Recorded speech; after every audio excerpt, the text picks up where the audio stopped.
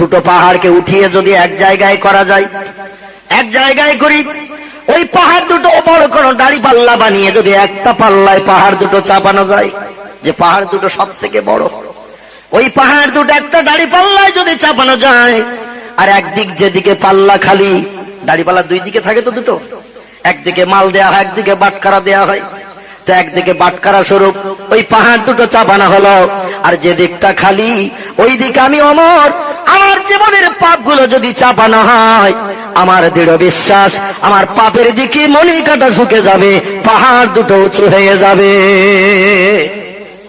রাসূল তো শুনে হা হয়ে গেছেন। ওমরে কি বলছো তুমি?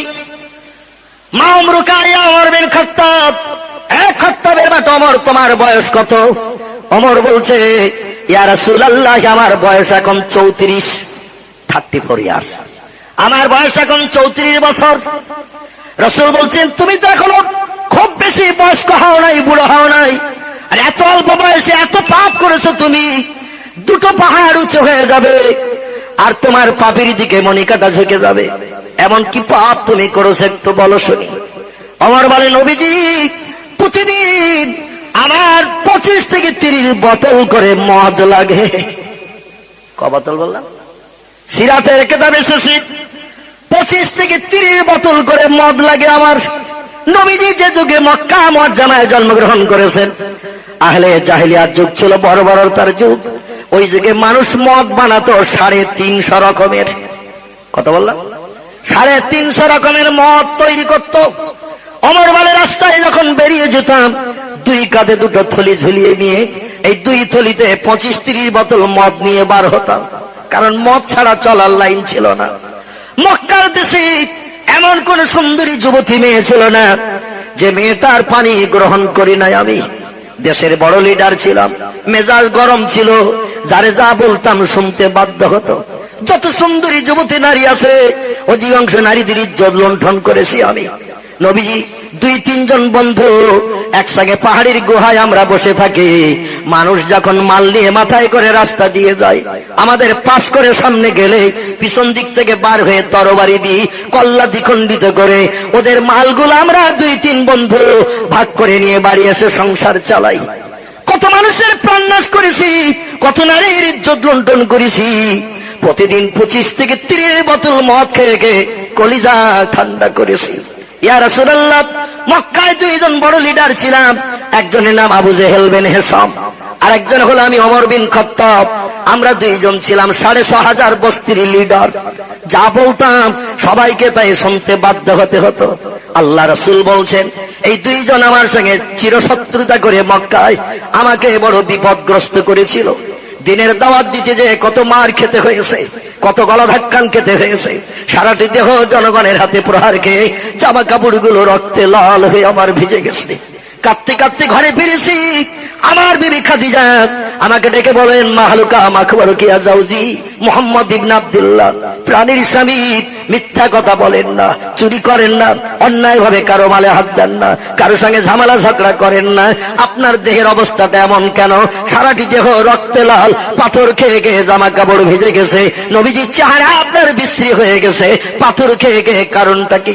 রাসূল বলেন, খাদিজা, আমি আল্লাহর দ্বীনের কথা বলতে মক্কাবাসীদের কাছে উদ্যত হয়েছিলাম, আমার পাড়া প্রতিবাসী যাতে জাহান্নামী না হয়, এরা যাতে জাহান্নামের আগুনে পুড়ে না মরে, এই জন্য সৎ উপদেশ দিতে গিয়েছিলাম। তার প্রতিদান আজ আমার চেহারাটা রক্তে লাল করে পাথর মেরে ঘরে পাঠিয়ে দিয়েছেন।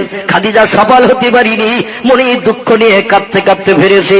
হযরত খাদিজা বলেন, ওয়ালা তাহজান ওয়ালা তাখাফ ইয়া জাওজি, প্রাণের স্বামী, ভয় নাই, চিন্তা নাই। মক্কার কোন মানুষ কলেমা পড়েনি, বিফল হয়ে ফিরেছেন, কিন্তু আমি আপনার বিবি খাদিজা তো কলেমা পড়েছে। আমি তো কলেমা পড়ে মুসলমান হয়েছি, এতে আপনি খুশি হয়ে যান। জোরে বলুন সুবহানাল্লাহ। সেই নবীজি সাল্লাল্লাহু আলাইহি ওয়াসাল্লাম 2 জন শত্রুতা যখন আর সহ্য করতে পারছেন না, কাবার চাতলে দাঁড়িয়ে আমার আল্লাহর কাছে হাত তুলে দোয়া করেছেন, আল্লাহুম্মা আজ্জিল ইসলাম ওয়াল মুসলিমিন বিআবি জাহেল বিন হিশাম আও বিউমর বিন খাত্তাব রাদিয়াল্লাহু ফাহুয়া ওমরুন ফাকাদ আলান নবী সাল্লাল্লাহু আলাইহি ওয়াসাল্লাম সুম্মা সাল্লা মসজিদান জাহিরান, রাওয়াহু আবু দাউদ ওয়া তিরমিজি। ইমাম আবু দাউদ রাহমাতুল্লাহ আলাইহি, ইমাম আবু ঈসা তিরমিজি রাহমাতুল্লাহ আলাইহি হাদিসটি দুইজনের কিতাবে নকল করেছেন। এই হাদিসের পৃষ্ঠায় এসেছে, আল্লাহর নবী যখন অসহ্য সহ্য করতে পারছেন না, প্রতিদিন প্রহার করে, মারে, গালি দেয়, গলা ধাক্কান দেয়, বাপকে গো বলে, মাকে গো বলে, হাতখুড়ো বলে, বিশ্ব নবীকে বাজে ভাষায় ভাষায় গালি দিতে থাকে। রাসূল বললেন, আল্লাহুম্মা আজ্জিল ইসলাম আল মুসলিমিন, আয় আল্লাহ, ইসলাম এবং মুসলমানদের ইজ্জত যদি আপনি রক্ষা করতে চান, আবি জেহেল বিন হিসাম, হয় হেসামের বেটা আবু জেহেল, অন্যটাও ওমর বিন খাত্তাব কিংবা খাত্তাবের বেটা ওমর, দুইজনের যে কোনো একজনকে জোড়া ভেঙে দিয়ে ওরা যখন যা রায় দেয়, দুইজন এক জায়গায় বসে মিটিং করে রায় দেয়, ওদের দুইজনের জোড়া ভেঙে দিন, যে কোনো একজনকে একটু কলেমার দীক্ষা দিয়ে আমার বন্ধু বানিয়ে দিন। একটু জোরে বলুন সুবহানাল্লাহ। ফাহুয়া ওমরুন, আল্লাহ আবু জেহেলকে পছন্দ না করে হযরত ওমরকে পছন্দ করেছিলেন নবীজির সহসঙ্গী বানিয়ে দিনের কাজে সাহায্য করার জন্য। একটু জোরে বলতে পারবেন কে সুবহানাল্লাহ?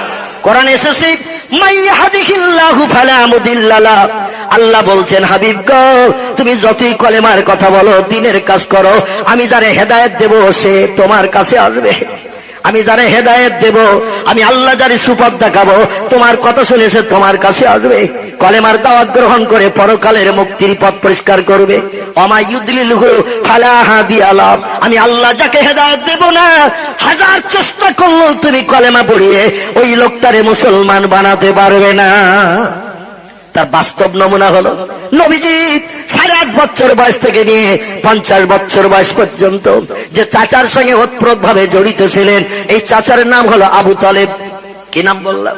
কোরআন যে সত্য তার বাস্তব প্রমাণ নবীজির জীবনীতে ঘটে গেছে।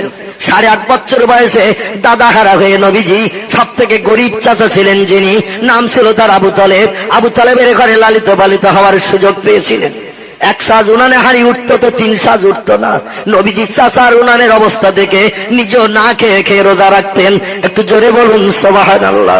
এই আবু তালেব নবীজি লালন পালন করেছেন। আবু তালেবের ছেলে ছিল 3টি। কটি বললাম? আবু তালেবের 3টি ছেলে ছিল। একটির নাম ছিল আলী, একটির নাম ছিল জাফর, একটির নাম ছিল আকিল। 3টে ছেলেই কলেমা পড়ে মুসলমান হয়ে জান্নাতের রাস্তা দেখেছে। আর ওদের বাবা কাবার মুতাল্লি ছিল, কাবার দরজার চাবিওয়ালা। তকদির মন্দ, ভাগ্য খারাপ। আল্লাহ নবীর মুখে 10 বছর কলেমার দাওয়াত শুনেছিল আবু তালেব, কিন্তু কলেমা ওর পছন্দ হয়নি। বিশ্ব নবীর আপন চাচা, নাম তার আবু লাহাব, আপন চাচা। আবু তালেব আপন চাচা, একই রক্তের সম্পর্ক। এদের তকদিরে কলেমা জোটেনি। বন্ধুগণ, নবীজির সঙ্গে শত্রুতা করে চির জাহান্নামী সেজে পৃথিবী থেকে বিদায় নিয়েছে। আল্লাহ আমাদের তকদির ভালো করেছেন, আমরা নবীকে দেখিনি, নবীর সঙ্গে মদিনার রাস্তায় ঘুরে বেড়াতে পারেনি। 1000 বছর পরে নবীজির বিদায়ের পর এই পৃথিবীতে জন্ম নিয়ে অন্য কোন বিভ্রান্ত করে নেতার নেতৃত্ব না মেনে আমরা পৃথিবীতে সত্য নেতাকে চিনতে পেরেছি। এজন্য আমরা সৌভাগ্যবান না দুর্ভাগ্যবান? আমরা সৌভাগ্যবান তো নাকি? আমরা প্রকৃত নেতাকে চিনতে পেরেছি। পৃথিবীতে কত মানুষ, কেউ রামকৃষ্ণ পরমহংসদেব, কেউ বুদ্ধদেব, কেউ চৈতন্যদেব, কেউ গুরু নানক, কেউ মহাবীর, কেউ আচার্য কেশবচন্দ্র সেন, কেউ যীশু খ্রিস্ট, কেউ বালক ব্রহ্মচারী। আবার এক নতুন নেতার আবির্ভাব হয়েছে, নাম হলো তার বাবা রামদেব। কি নাম বললেন? ব্যানার পোস্টার এখন হাতিসরা করে ডাকতেছে। এইসব কোনো সমস্যা নাই। এখন ওখানে যেয়ে যদি মাথা নত করা হয়, ঈমান থাকবে তো ভাই? রাসূল বলেছেন, ওয়ালা তাজালু তায়ফাতুম মিন উম্মতি লাউসান ইন্নাহু সায়াকুনু ফিল উম্মতি কাযযাবুনা ওয়া সালাসুন কুল্লুহুম ইয়াজআমু আন্নাহু নাবিয়ুল্লাহি ওয়া আনা খাতামান নবিয়্যিন লা নবিয়্যা বাদি। একটু জোরে বলুন সুবহানাল্লাহ। রাসূল বলেন, আমার অবর্তমানে 30-এর অধিক ব্যক্তি পৃথিবীতে নবীর দাবি করবে। কতজন বললাম? 30-এর অধিক ব্যক্তি নবীর দাবি করবে, কিন্তু কুল্লুহুম ইয়াজআম, প্রত্যেকটি নবী দাবিকারী সব মিথ্যুক। আনা খাতামান নবীন, আমি হলাম নবীদের শেষ। লা নবিয়্যা বাদি, আমার পরে আর কোন মহামানব পৃথিবীতে আসবে না। আমি হলাম শেষ পয়গম্বর। একটু জোরে বলুন সুবহানাল্লাহ। এখন এই পৃথিবীতে যারা নেতা হিসাবে পৃথিবীর মানুষকে বিভ্রান্ত করছে, এরা জনগণের কল্যাণ করতে পারবে নাকি? প্রকৃত নেতাকে চেনার জন্য ওমর বলল, নবীজি, মক্কা দেশে 2 জন বড় লিডার ছিলাম, আমরা দেশে আইন জারি করে দিয়েছিলাম, মায়ের পেট থেকে যত কন্যা সন্তান জন্মগ্রহণ করবে, ওই মেয়েদের 2-3 দিনের ভিতরে আমাদের হাতে তুলে দিতে হবে। একটা মেয়ে বাঁচিয়ে রাখা হবে না। ও মেয়েদের জিন্দা মাটি খুঁড়ি করে কবর দিতে হবে। মসজিদ মক্কা মুআজ্জামার হেরেমের মসজিদ যেটি ভাইজান উত্তর পশ্চিম কর্নারে দিকে ওমরের নামে একটি গেট আছে, বাবে ওমর, বুঝতে পেরেছেন? হেরেমের মসজিদের উত্তর পশ্চিম কর্নারের দিকে একটা গেট আছে, গেটটির নাম বাবে ওমর। এই বাবে ওমর গেট থেকে একটু সামনের দিকে রশিদ 4-5 গলি একটা বড় এরিয়া প্রাচীর দিয়ে ঘেরা আছে, ফাঁকা জায়গা পাহাড়ের কিনারায়। মক্কার দেশের লক্ষ লক্ষ বাচ্চা জীবন্ত মেয়েদের যেখানে মাটি খুঁড়ে খুঁড়ে কবর দেয়া হতো, সেই জায়গাটা সৌদি সরকার প্রাচীর দিয়ে ঘিরে রেখেছে। উত্তর দিকে একটা দরজা রেখেছে, সেখানে হাজিরা দাঁড়িয়ে দাঁড়িয়ে সেই যুগের নিষ্পাপ বেগনা মাসুম বাচ্চাদের উপলক্ষ করে হাজিরা এখনো দাঁড়িয়ে দাঁড়িয়ে কবর জিয়ারত করে। একটু জোরে বলুন সুবহানাল্লাহ। এখানে সৌদি সরকার কোন ব্যক্তিকে ঘর বানানোর পারমিশন দেয়নি, ওখানে কেউ এখনো বিল্ডিং বানাতে পারে না, যদিও কোটি কোটি টাকা দাম। এখন হেরেমের পাশের জায়গা কোটি কোটি টাকা দাম আছে, কিন্তু এই বিশাল জায়গাটা প্রাচীরি দিয়ে ঘেরা ফাঁকা জায়গা। ওখানে আহলে জাহিলিয়াত যুগে নবীজির আগমনের সময় হাজার হাজার বাচ্চা মেয়েদের জীবন্ত কবর দেয়া হয়েছিল। আর এই কবর দেওয়ার নেতৃত্ব দিয়েছিল যারা, একজন হলো আবু জেহেল বিন হিশাম, একজন ছিল ওমর বিন খাত্তাব। এই দুইজন নেতাগিরি করে আইন জারি করেছিল। ওদের মগজের চিন্তা ভাবনা ছিল মেয়েদের খাওয়াতে হবে, পড়াতে হবে, লেখাপড়া শিক্ষা করাতে হবে, আর যেই কাজের যোগ্যা হয়ে যাবে পরের ঘরে পাঠিয়ে দিতে হবে, বিয়ে দিয়ে পরের ঘরে পাঠাতে হবে। উপকার যা হবে লোকের, আমি বাপ তো আমার কোন উপকারে কাজে লাগলো না, বেকারও মেয়ে বাঁচিয়ে রাখবো না। খাওয়িয়ে পড়িয়ে মানুষ করে লেখাপড়া শিক্ষা করে যেই কাজ করার যোগ্য হলো 16-18 বছর বয়স হলো, আর বিয়ে দিয়ে লোকের ঘরে পাঠাতে হবে, সারা জীবন তার ঘরে উপকার করবে। আমি বাপ আমার কোনো কাজে আসবে না, ও মেয়ে বাঁচিয়ে রাখা যাবে না, ও মেয়ে কবর দাও। রাসূল এসে বললেন, ওগো সব মেয়েদের যদি কবর দাও, ছেলেদের বিয়ে দেবে কার সঙ্গে? জোরে বলুন সুবহানাল্লাহ। রাসূল বলেছেন, ইন্নামা আনা বুইস্তু মুআল্লিমান, তোমাদের মগজের জ্ঞান ছিল পুস্তকের জ্ঞান, আল্লাহ আমার জ্ঞান দিয়েছেন আসমানি জ্ঞান। জোরে বলুন সুবহানাল্লাহ। অতএব তোমাদের জ্ঞান ছিল একরকম, আমার জ্ঞান স্পেশাল, আলাদা। একটু জোরে বলুন সুবহানাল্লাহ। অনেকে বলে মোহাম্মদ রাসূলুল্লাহ যেমন মানুষ ছিল আমরাও তেমন, ওনার দুটো চোখ আমার দুটো চোখ, ওনার দুটো হাত আমার দুটো হাত, ওনার রক্ত মাংসের দেহে ছিল আমারও তাই, ওনার দুখানা পা আমারও তাই। উনি কথা বলতেন আরবিতে, আমরা ইংরেজি আরবি বাংলা সব বলতে পারি, উনি শুধু আরবিতে বলতেন, বরং ওনার থেকে ফ্যাসিলিটি মর্যাদা আমাদের বেশি। অতএব উনি যেমন মানুষ আমরাও তেমন মানুষ, অতএব উনি সম্পর্কে আমাদের বড় ভাই। জোরে বলুন নাউজুবিল্লাহ। একটু আগে হয়েছে উনি, তাই বড় ভাই। এখন নবী যদি বড় ভাই হয়, তো বড় ভাইয়ের স্ত্রী কি হবে? বড় ভাইয়ের স্ত্রী ভাবি হবে তো নাকি? বড় ভাইয়ের স্ত্রী হবে ভাবি, বড় ভাইয়ের বউ ভাবি হবে। কিন্তু এই ভাবিকে যখন ওরা ডাকে, যারা নবীজিকে বড় ভাই বলে, ওরা বড় ভাইয়ের স্ত্রীকে আবার বলে উম্মুল মুমিনিন হযরতে মায়েশা, উম্মুল মুমিনিন হযরতে খাদিজা, উম্মুল মুমিনিন হযরতে হাফসা, উম্মুল মুমিনিন হযরতে উম্মে সালমা। বড় ভাইয়ের স্ত্রী যখন নাম ধরে তখন মা খাদিজা বলে, মা আয়েশা বলে। বড় ভাইয়ের স্ত্রী তো মা হয় না, হয় নাকি? হয়তো সে ভাবি। আসলে মা বলে যাকে ডাকা হয়, তার স্বামী সম্পর্কে কি হয়? তার স্বামী বাপ হয় তো নাকি? আব্বা হয়, বাপ হয়। মায়ের স্বামী আব্বা হয়, বাপ হয়। আল্লাহ বললেন, ওগো মুহাম্মদ রাসূলুল্লাহকে আমি ভাই করে পাঠাই নাই, বরং তাম বিশ্ববাসীর পিতা করে পাঠিয়েছি, তোমাদের উপকারের দায়িত্ব পালন করবে। তাই জোরে বলুন সুবহানাল্লাহ। ভাই ভাইয়ের সঙ্গে সম্পর্কচ্যুত হয়, সংসারে বিচ্ছেদ হয়, এক ভাই আরেক ভাইয়ের চিন্তা করে না, বরং এক ভাই আরেক ভাইয়ের মার্ডারের চিন্তা করে লোক ধরে মাঝে মাঝে। দেখবেন ছেলেরা বাপের সঙ্গে সম্পর্কচ্যুত হয়, অনেক ছেলে বিয়ের পরে আর বাপকে খেতে দেয় না। কিন্তু বাপ মা কোনোদিন ছেলেকে বলে নাকি? যতই ছেলে দুশ্মন হোক, শত্রু হোক, বাপ মা কোনোদিন সন্তানের সঙ্গে সম্পর্কচ্যুত হয় না। আল্লাহর নবী মুহাম্মদ রাসূলুল্লাহ আমাদের সন্তান হিসাবে কিয়ামতের মাঠে উপকারের দায়িত্ব পালন করবেন, পৃথিবীর বাপ মা যেমন দায়িত্ব পালন করেন। 32টি নারী ছাড়া ব্যথা, মায়ের হৃদয়ে যে তুষির আগুন, বাবা জন্ম দান করে বাচ্চা বেলায় কত কষ্ট করে লালন পালন করে মানুষ করেছে। ছেলে যদি বিপদে মুসিবতে পড়ে বাপ কি দেখে চলে যায় নাকি? যতই শত্রুতা থাক বাপের অন্তর কাঁদে। আল্লাহ পাক নবীজি কি পিতার মর্যাদা দিয়ে পৃথিবীতে পাঠিয়েছেন, আমরা হলাম সব সন্তান সমতুল্য। একটু জোরে বলুন সুবহানাল্লাহ।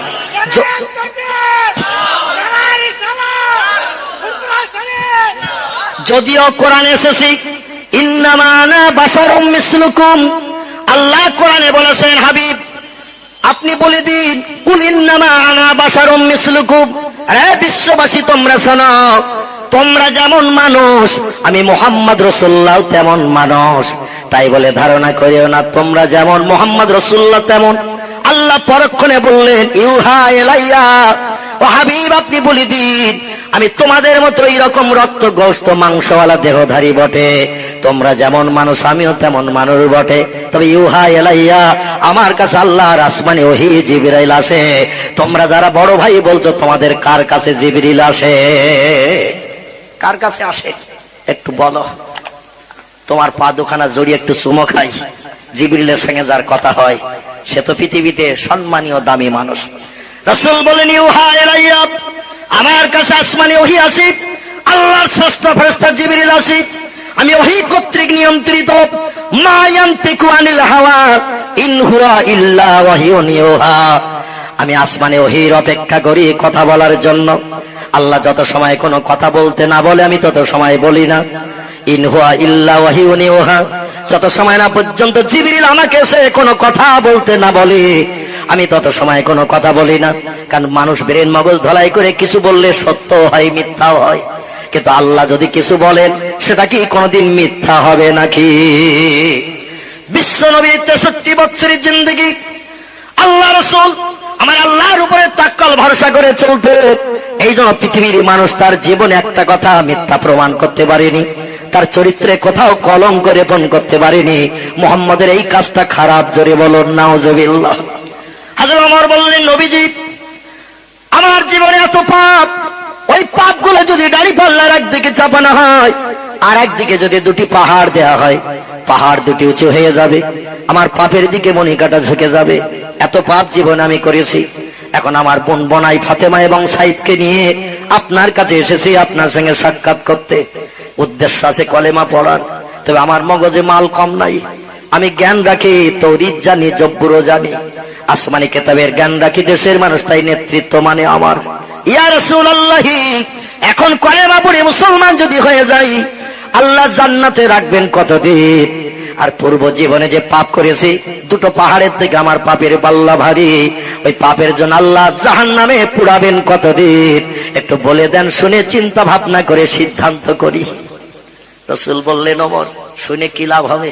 নেতা হতে গেলে মগজে মাল থাকার দরকার তো নাকি? যথেষ্ট মাল ছিল তার। রাসূল বলেছেন আমার পরে আল্লাহ পৃথিবীতে যদি কোন নবী পাঠাতেন মানুষের কল্যাণের জন্য, উপকারের জন্য, হযরত ওমর নবী হতো। একটু জোরে বলুন সুবহানাল্লাহ। নবীর ভিতরে যা গুণ থাকার দরকার, নবীদের ভিতরে যা জ্ঞান থাকার দরকার, আল্লাহ ওমরের ভিতরে সবকিছু পরিপূর্ণ করে দিয়েছেন। তবে আমি আখিরি জামানার পয়গম্বর, আমার পরে আর কোন মহামানব দুনিয়া আসবে না। ওমরের তকদির মন্দ, তাই নবী হতে পারল না। একটু জোরে বলুন সুবহানাল্লাহ। আমার পরে আল্লাহ কোন নবী যদি দুনিয়ায় পাঠাতো, হযরত ওমরকে নবী করে পাঠিয়ে বিশ্ববাসীর কল্যাণের দায়িত্ব পালন করাতো। সেই ওমর বলছেন নবীজি পূর্ব জীবনে যে পাপ করেছি, পাপের জন্য জাহান্নামে পড়ব কতদিন? আর এই তো 3 কালের 2 কাল গেল, 1 কাল সামনে বাকি। বুড়োর কোটায় তো চলে এসেছি, বয়স আমার 34। কদিন বা বাঁচবো আর? আল্লাহ কবে চাবি মোড়া দেবে আজরাইলকে দিয়ে তা তো জানি না। মরণের পর জান্নাতের সুখ পাবো কতদিন একটু বলুন। রাসূল বললেন ওমর সত্যি সুন্দর প্রশ্ন করেছো তুমি, কারণ লাভে লোহা পাওয়া যায়, বিনা লাভে তুলোও পাওয়া যায় না। সুবিধাবাদ জিন্দাবাদ। যেখানে সুবিধা সেখানে আমরা, যেখানে সুবিধা নাই সেখানে আমরা নাই, ঠিক কিনা? যেখানে সুবিধা, যারা বলবে নামাজ কম করে পড়ো সেখানে সুবিধা, যারা বলবে এরপরে রোজা কম করে রাখো সেখানে সুবিধা। তাই বলে কি সে দলে ঢুকবো নাকি? ও বন্ধু, আমল যত বেশি করা যাবে আল্লাহর ভালো জান্নাত বেশি পাওয়া যাবে। এটা কি মগজে নাই? এটা তো মগজে থাকা প্রয়োজন আছে। দুনিয়ায় আল্লাহ পাঠিয়েছে কেবল আমাদের ইবাদতের জন্য। ওমা খলাকতুল জিন্না ওয়াল ইনসা ইল্লা লিয়াবুদুন। বান্দারা পৃথিবীতে তোমাদের পাঠিয়েছি কেবল আমার ইবাদতের জন্য।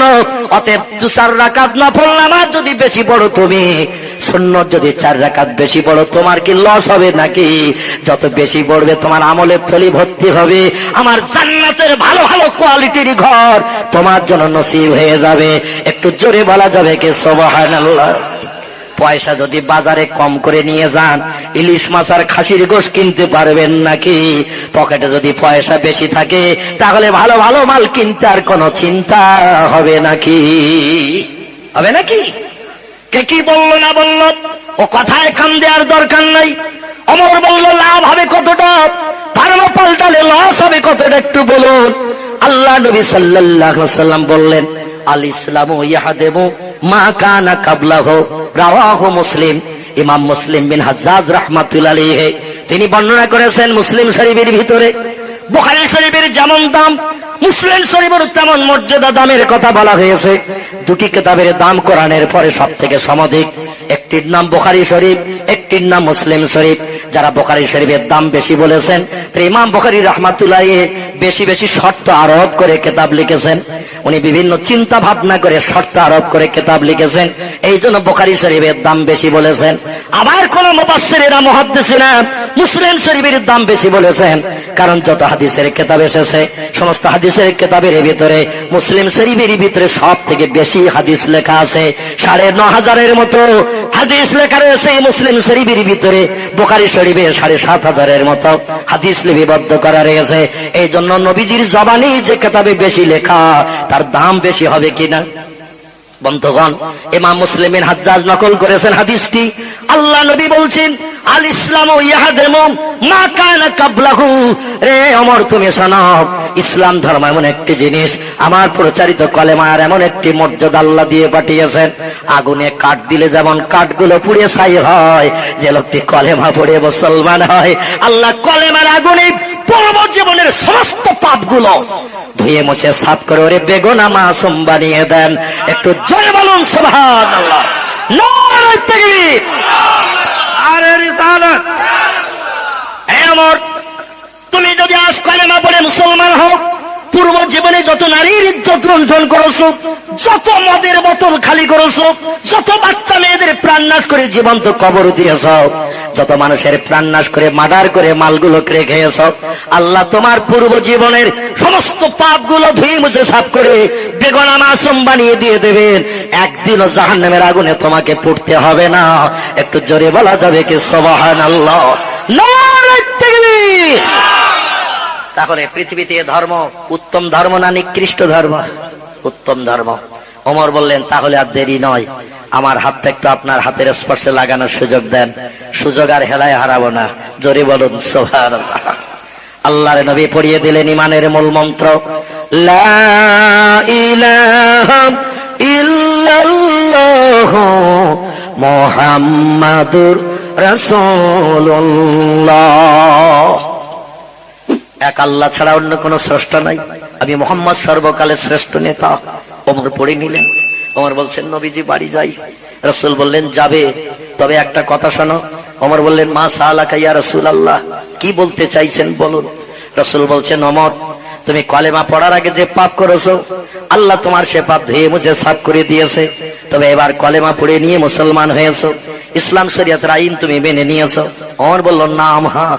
রাসূল বলেন এবার যদি মদের বোতলে হাত দাও, এবার যদি নারীর ইজ্জত লুণ্ঠন করো, এবার যদি জীবন্ত মেয়েদের কবর দাও, এবার যদি মানুষের মার্ডার করে মাল কেড়ে খাও, আগে একটা অপরাধের জন্য যে পাপ হতো তার থেকে 10 গুণ পাপ তোমার কিন্তু বেশি হবে।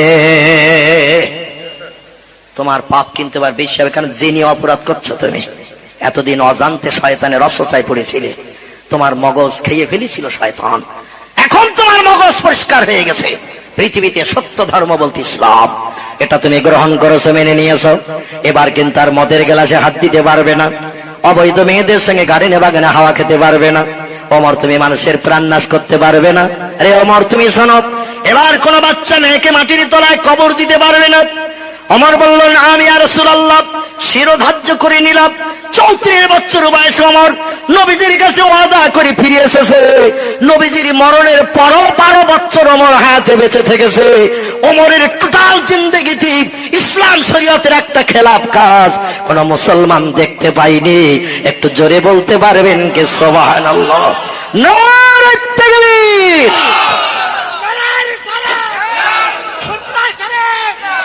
কি কাজ করলেন হযরত ওমর? আল্লাহ ওমরের ব্যবহারে খুশি হয়ে বিখ্যাত মদখোর ছিলেন যিনি, 25 থেকে 30 বোতল মদ লাগতো প্রতিদিন। যে যুবতী সুন্দরী নারী দেখতো ব্যভিচার করতো তার সঙ্গে, মানুষের মাল কেড়ে খেত প্রাণ নাশ করে, সে ওমর কলেমা পড়ে মুসলমান হয়ে গেল। এমন ভালো মানুষ হয়ে গেল, মরণের দিন পর্যন্ত শরীয়তের একটা খেলাফ কাজ তার চরিত্রে কোনো মুসলমান দেখতে পায়নি।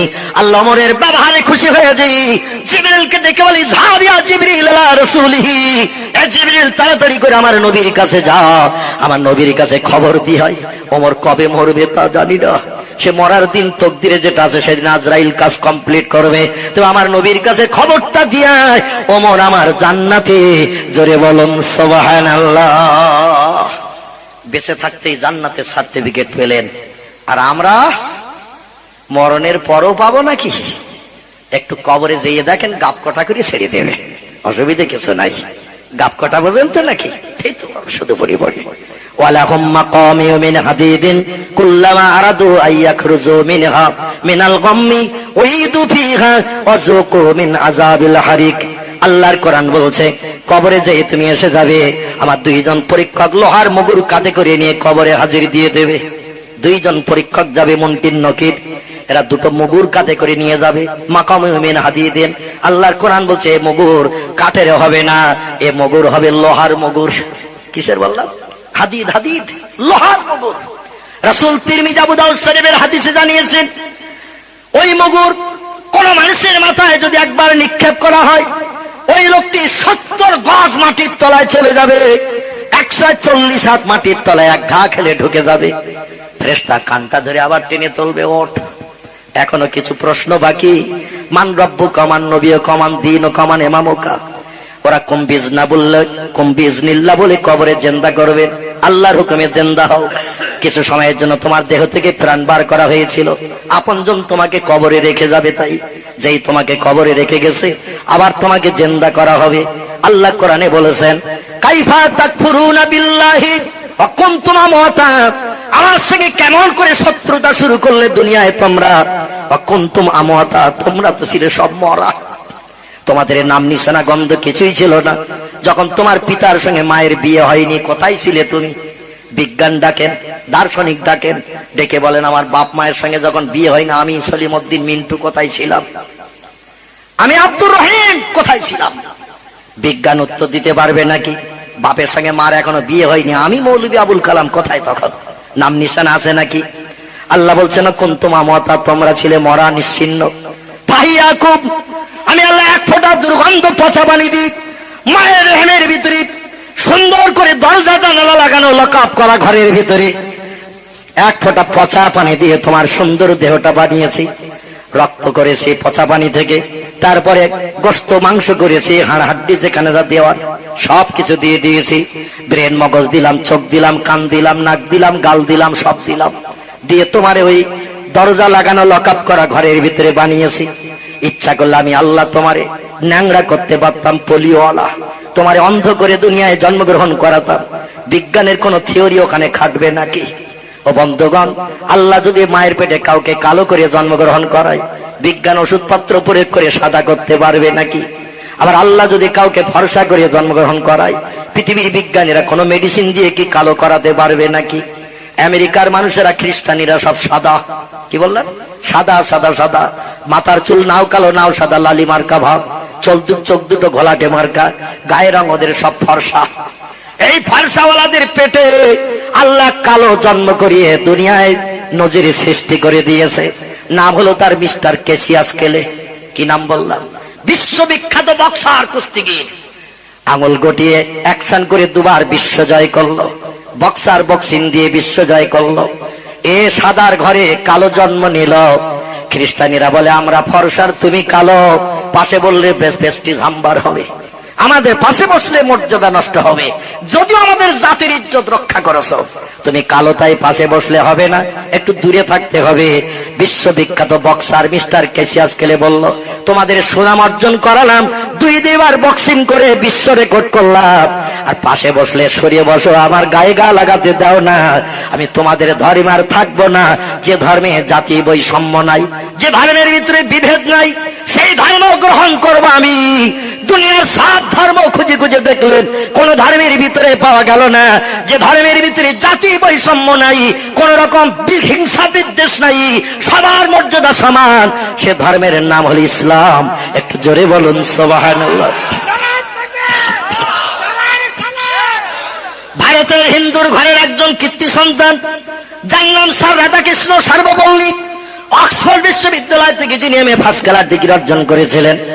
এই লোকটা আমাদের নবীর জীবন আদর্শ সম্পর্কে ইংরেজিতে একটা তত্ত্ব দিয়েছেন। কারণ অক্সফোর্ড বিশ্ববিদ্যালয়ে যারা পড়াশোনা করে ওরা অনর্গল ইংরেজিতে কথা বলতে অভ্যস্ত হয়। জামে আজহার থেকে যারা পড়ে আসে আরবির পোকা হয়, তারা আরবির পোকা, অনর্গল আরবিতে কথা বলতে তারা অভ্যস্ত হয়। যত ছেলেরা অক্সফোর্ড থেকে এসেছে সব ইংরেজিতে বই লিখেছে। কারবা নাম স্যার রাধাকৃষ্ণ সর্বপল্লী, কারবা নাম ডক্টর বাবা পণ্ডিত পাবন দাস, কারবা নাম সালমান রুশদি। আমাদের মুসলমানের একটি ছেলে অক্সফোর্ড বিশ্ববিদ্যালয় থেকে ফার্স্ট ক্লাস ডিগ্রি অর্জন করলো, দুটো বই লিখলো ইংরেজিতে, একটার নাম দ্য সাটানিক ভার্সেস, একটার নাম দ্য মিডনাইট চিলড্রেন।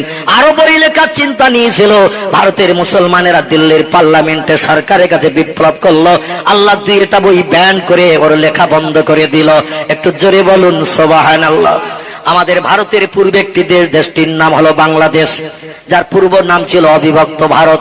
পরে হিন্দুস্তান পাকিস্তান হলো, পাকিস্তান আবার দুভাগ হয়ে পূর্ব পাকিস্তান পশ্চিম পাকিস্তান হলো, পূর্ব পাকিস্তান আবার 1970-এর দশকে জয় বাংলা হলো, জয় বাংলা এখন বাংলাদেশ হয়েছে। এই বাংলাদেশের ময়মনসিংহ জেলার ইউনিভার্সিটি থেকে এমএ ফার্স্ট ক্লাস ডিগ্রি অর্জন করলো একটা মেয়ে, নাম হলো তার তাসলিমা নাসরিন। কি নাম বললাম? আল্লাহর কোরআনের ভাষার দিকে দৃষ্টি নিক্ষেপ করে বাবা একটু কোরআনী নাম রেখেছিলেন তাসলিমা নাসরিন। রাসূল বলেছেন ইসমি আওলাদুকুম কা ইসমিল আম্বিয়া, আল্লাহ যদি তোমাদের পুত্র সন্তান দেয় ছেলেদের নামগুলো নবীদের নামের সঙ্গে মিলিয়ে মিলিয়ে রাখবে। আল্লাহ যদি তোমাদের কন্যা সন্তান দান করে মেয়েদের নামগুলো নবীর বিবিদের নামের সঙ্গে মিলিয়ে মিলিয়ে রাখবে। একটু জোরে বলুন সুবহানাল্লাহ। আমাদের তো এখন আর কোরআনী নাম নাই। ছেলেদের নাম মিন্টু, ছেলেদের নাম পিন্টু, ছেলেদের নাম নন্টু, ছেলেদের নাম ঝন্টু, ছেলেদের নাম লালটু, ছেলেদের নাম বল্টু, ছেলেদের নাম বাপি, ছেলেদের নাম বাপ্পা, ছেলেদের নাম নাট, ছেলেদের নাম স্ক্রুপ। ডে টাইট, অসুবিধা কিছু নেই। নাট স্ক্রুপ এখন নাম রাখা হয়েছে। মেয়েদের নাম রাখা হয়েছে জ্যোৎস্না, মেয়েদের নাম রেখেছে ঝর্ণা, মেয়েদের নাম রেখেছে সাথী, মেয়েদের নাম রেখেছে নাইস, মেয়েদের নাম রেখেছে বিউটি। আল্লাহর নবীদের বিবিদের নাম এখন আর আমাদের মেয়েদের নাই। নবীদের বিবিদের নামের সঙ্গে নাম রাখলে কিয়ামতের মাঠে নবীর বিবিরা যখন জান্নাতে যাবে, হাদিস শরীফে এসেছে আল্লাহর নবী সাল্লাল্লাহু আলাইহি ওয়াসাল্লাম বলেছেন আল্লাহ পাক যত নবী দুনিয়ায় পাঠিয়েছেন একটাও নবী জাহান্নামী হবে না, সব নবীরা জান্নাতে যাবে। একটু জোরে বলুন সুবহানাল্লাহ। সমস্ত নবীগণ জান্নাতি। এবং নবীদের বিবিরা যারা রাত জেগে জেগে ঘুমকে হারাম করি, নবীর আমার খেয়ে খেয়ে ঘরে ফিরেছি, নবীদের সেবা করে করে রাতের ঘুম হারাম করেছে তাদের বিবিরা, আল্লাহ নবীর বিবিদের ব্যবহারে খুশি হয়েছে। সমস্ত নবীদের বিবিদের হিসাব নিকাশবিহীন আল্লাহ জান্নাত দান করে দেবেন। একটু জোরে বলা যাবে কে সুবহানাল্লাহ। কেবল দুইজন নবীর বিবির তকদির মন্দ, ভাগ্য খারাপ। কজন বললাম? দুইজন নবীর বিবির তকদির মন্দ, ভাগ্য খারাপ। একজন নবীর নাম নূহ আলাইহিস সালাম, আল্লাহ পাক তাকে একটু হায়াত কম করে দিয়েছিল, উনি একটু কম দিন দুনিয়ায় বেঁচে ছিলেন, 1450 বছর। কতটা বললাম? 1450 বছর একটু কম হায়াত পেয়েছিল। আর আমাদের খুব বেশি 65। বুঝতে পেরেছেন? কত হুড়োহুড়ি ঠেলাঠেলি আর গুতিগুতি চলতেছে, সামান্য 65। আর ওনার একটু কম হায়াত ছিল 1450। আমার আল্লাহকে ভোলেননি, আর আমরা সামান্য 65 বছরের হায়াত নিয়ে পরকাল ভুলে গেলাম, কবর ভুলে গেলাম, আমার আল্লাহরে ভুলে গেলাম, মসজিদের দিকে একবার ফিরেও তাকাই না। ঠিক কিনা? যাই ক্লাব ঘরে, সবুজ সঙ্গ 5 স্টার ক্লাব ঘরে যাই, ক্যারাম বোর্ডে অ্যাকশন করি, আর বিভিন্ন ধরনের কালারিং টিভির ভলম্বরা দিয়ে দিয়ে ন্যাংটা নারীর নাচ, ড্যান্সার, মুস্কি হাসি দেখতে থাকি। আল্লাহ বলে যেদিনটা যাচ্ছে তোমার জীবন আমল থেকে সেটা ফুরিয়ে গেল, ওদিন আর পাবে না, সামনে তোমার জন্য বিপদের সংকেত আসছে।